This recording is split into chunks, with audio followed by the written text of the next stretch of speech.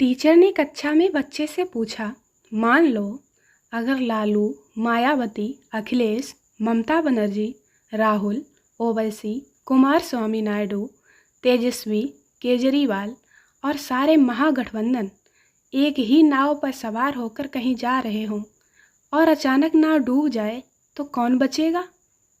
Student बोला, sir आपको इतना भी नहीं पता। बचेगा क्या? हमारा देश बचेगा सर, हमारा देश। एक विदेशी पर्यटक ने काशी विश्वनाथ मंदिर से भस्म का एक पैकेट खरीदा और पैकेट को ध्यान से देखते हुए दुकानदार से बोला, क्यों भाई, इस पर एक्सपायरी डेट नहीं लिखी हुई है? दुकानदार ने पहले तो उसे ऊपर से नीचे तक घूरा और फिर बोला, अरे ओ गुरु, ई तो एक्सपायर लोगन को जराए के ही बनावल जात है, एमा एक्सपायरी डेट नहीं मिली। लेकिन अगर तुम एका आपन खोपड़िया में लगाए ले तो तोहार एक्सपायरी डेट बढ़ जाओ। स्टेशन से लंका आते हुए बस ड्राइवर ने भेलपुर के पास बस मोड़ते हुए कहा, किसी को दुर्गा कुंड में तो नहीं उतरना है। जब कोई आवाज़ ना आई तो उसने बस को आगे मोड़ दिया। जब वह कुछ दूर निकल गया तो बूढ़ा यात्री बोला, अरे का हो, दुर्गा कुंड निकल गया का? बस वाला बोला, वह तो पीछे ही निकल गया बाबा। बूढ़ा यात्री बोला, तो फिर मुझे पीछे वापस ले चलो। बस वाले ने बस पीछे वापस ली और बूढ़े यात्री से कहा, बाबा अब आप उतर जाइए। बाबा ने दुर्गा कुंड के हाथ जोड़े और बोले, हमका यहाँ उतरना नहीं था, हमका तो बस हाथ जोड़न के रहे, हमने हाथ जोड़ लिए, अब बस लाई चलाओ। कालू की शादी की वर्षगांठ थी। वह अपने दोस्तों को अपनी वर्षगांठ की पार्टी के लिए होटल ले गया और सबको बिठाकर बोला, वेटर सबको बढ़िया खाना लगाओ, क्योंकि मैं चाहता हूँ मैं खाऊं तो सब खाएं। थोड़ी देर बाद फिर वह बोला, ए वेटर सबको अच्छी अच्छी मिठाई लगाओ, क्योंकि मैं चाहता हूँ कि मैं खाऊं तो सब खाएं। और जब सब खा पी चुके तो कालू बोला, ए वेटर बिल लाओ, क्योंकि मैं चाहता हूँ कि मैं बिल पे करूं तो सब करें। एक दिन पंडित जी एक बच्चे से उलझ गए। बच्चे ने भी प्रश्न डाल दिया, बताइए पंडित जी, दुनिया में ऐसी कौन सी चीज़ है जो कभी अपवित्र नहीं होती? पंडित जी सोचते सोचते पसीने पसीने हो गए, लेकिन इस प्रश्न का उत्तर नहीं बता पाए। तब आखिर हार मानकर बोले, चल बच्चा तू ही बता दे, मुझे तो नहीं आ रहा। बच्चा बोला, पंडित जी टेंट हाउस के गद्दे, क्योंकि हिंदू, मुस्लिम, पंडित, कुम्हार, वाल्मीकि हो, सभी इन गद्दों का इस्तेमाल करते हैं और ये गद्दे हर मौके पर बिछाए जाते हैं, चाहे शादी हो या बारात हो, मुंडन हो या मैयत हो, हर मौके पर बिछाए जाते हैं। ये कभी भी अपवित्र नहीं होते, इनको कोई सूतक भी नहीं लगता। बाराती भी इन गद्दों पर सोमरस पीने के बाद खूब बमन करते हैं। सुविधा के अनुसार छोटे बच्चों को इन पर सूसू करा दिया जाता है। इतना ही नहीं, इन पर बिछी चादरों से जूते भी चमकाए जाते हैं। हद तो तब होती है जब हलवाई इन चादरों में पनीर का टिक्का लटका देता है, और कमाल की बात तो देखो क्या स्वादिष्ट पनीर बनता है। और हाँ दोस्तों, आपकी जानकारी के लिए स्पेशली बता दूं कि मोबाइल भी कभी किसी का अपवित्र नहीं होता। एक मोहल्ले में एक दबंग व्यक्ति रहता था। वह अपने घर के बाहर चारपाई डालकर रास्ते में बैठता और आने वालों को गालियां बका करता था। पूरा मोहल्ला उससे परेशान था। जब उसका अंत समय आया तो उसने अपने बेटों को बुलाया और कहा, बेटों मेरे मरने के बाद कुछ ऐसा काम करना जिससे लोग मुझे अच्छा कहें। बेटे बड़े बाप भक्त थे, उन्होंने वैसा ही किया जैसा बाप ने कहा था। अब वह भी सड़क पर चारपाई डालकर बैठने लगे और आने जाने वालों को गालियां तो देते ही साथ में लठ भी मारते थे। अब लोग कहते थे कि इससे तो अच्छा इनका बाप था जो कम से कम गालियां ही देता था, मारता तो नहीं था।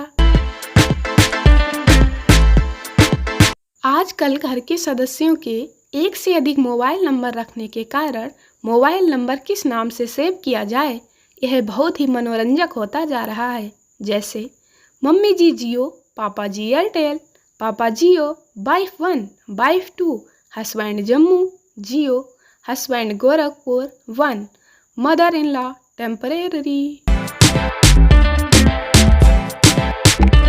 दोस्तों, एक नेताजी मरने के बाद स्वर्ग पहुँचे। वहाँ उनका भव्य स्वागत किया गया। यमराज ने उनका पूरी तरह से स्वागत किया और उनसे खुद ही पूछा कि बताइए, आपको स्वर्ग में भेजा जाए या नर्क में। नेताजी बहुत होशियार थे। बोले, आप मुझे कहीं भी भेजने से पहले मुझे स्वर्ग और नर्क के दर्शन करा दें तो ज़्यादा बेहतर होगा। यमराज बोले, ठीक है नेताजी, जैसी आपकी इच्छा, हम आपको इच्छा के अनुसार ही भेजेंगे। इसके बाद यमराज नेताजी को नर्क के दर्शन कराने गए। वहाँ नेताजी ने दोस्तों के साथ गोल्फ खेला। सबने खूब खेला, नेताजी ने भी खूब खेला, खूब मस्ती की। सुबह से कब शाम हो गई पता ही नहीं चला। शाम को मछली भात खाया। इसके बाद नेताजी आराम से सो गए। दूसरे दिन यमराज ने नेताजी से कहा, चलिए नेताजी, हम आपको स्वर्ग के दर्शन भी करा दें। यमराज जब नेताजी को स्वर्ग लेकर गए तो वहाँ पर शांति की हवा बह रही थी। सब शांति से बैठे हुए थे, कोई किसी से बात ना कर रहा था।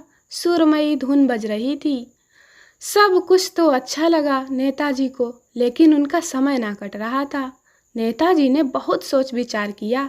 तब जाकर नेताजी ने सोचा कि इससे अच्छा तो नर्क ही था। कम से कम वहाँ टाइम तो मज़े से खेल कूद कर खा पी कर कट रहा था। यहाँ तो कुछ समझ में ही नहीं आ रहा, क्या करें क्या ना करें। अब यमराज ने नेताजी से पूछा, तो बताइए नेताजी, आप स्वर्ग जाना चाहेंगे या नर्क में। नेताजी बोले, नर्क में। अब यमराज जी नेताजी को नर्क लेकर चल दिए।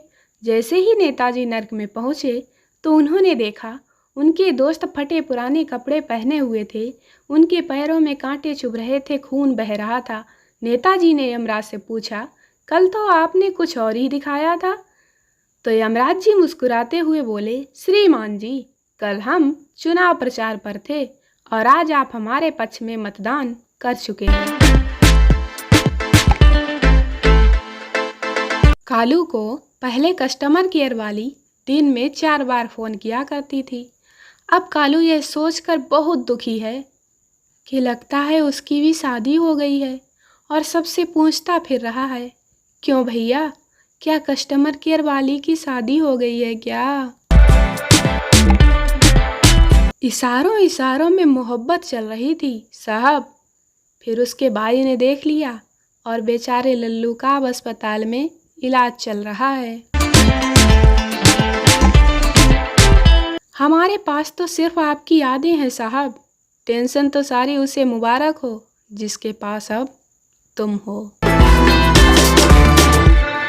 लोगों को डिप्रेशन से बचाने के लिए मैं पोस्ट किया करती हूँ, और जब पोस्ट पर व्यूज नहीं आते और लाइक नहीं आते तो मैं खुद ही डिप्रेशन में चली जाती हूँ। क्या करूँ? लोग कहते हैं कि इश्क बेरोजगारों का काम है, लेकिन कोई यह बताएगा कि फिर ये रोजगार वालों के पास ही क्यों टिकता है? दोस्तों, वीडियो अच्छा लगा तो वीडियो को लाइक करें, शेयर करें, चैनल को सब्सक्राइब जरूर करें। मिलते हैं अगले वीडियो में, तब तक के लिए बाय बाय।